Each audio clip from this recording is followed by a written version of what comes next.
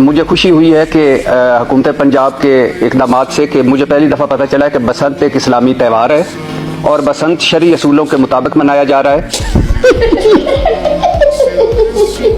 132 गानों पर पाबंदी लगाई गई है और अल्हम्दुलिल्लाह उसमें नकदा कोका भी है। नकदा कोका ढठा रतोका लब लब थकियां नहीं लबदा। एक गलती कर गए, मेरा सवाल ये है कि एक गलती कर गए हैं कि 804 पर भी पाबंदी लगाएं, क्योंकि फिगर पर पाबंदी नहीं लगी।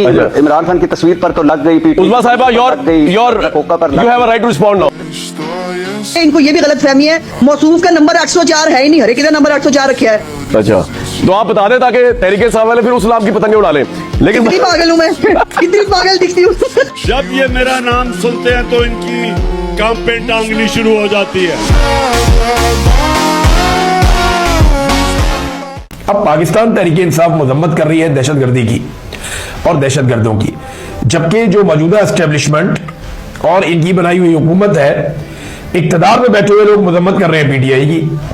भाई दहशतगर्दी पीटीआई ने तो नहीं की, पीटीआई दहशतगर्दों की मजम्मत कर रही है। सुहेल अफरीदी ने इसकी मजम्मत की, जितने पाकिस्तान तहरीके इंसाफ के नामवर रहनुमा है सब ने इसकी मजम्मत की, बैरिस्टर गौर ने मजम्मत की, ऐसे रहनुमा जिनके साथ बड़ी ज्यादती की है रियासत ने, लेकिन उन सब ने इस मामले पे शदीद और स्ट्रेट फॉरवर्ड मजम्मत की। मगर सोशल मीडिया पे दो सवाल जरूर बार बार उठाए जा रहे हैं। नंबर एक कि ये इतना बड़ा इंटेलिजेंस फेलियर कैसे और क्यों हुआ, जिम्मेदार कौन है, और नंबर दो सारी तवज्जो पाकिस्तान की इंटेलिजेंस एजेंसियों की इमरान खान पर क्यों है और उनकी पार्टी को और उनको तबाह करने पर क्यों है।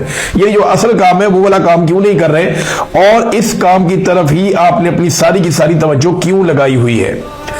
अब नाज़रीन, आज जो लोग दहशतगर्दी के हवाले से पाकिस्तान के इदारों से हिसाब मांग रहे हैं कि ये दहशतगर्दी क्यों हो रही है, उन्हें पाकिस्तान में गद्दार करार दिया जा रहा है।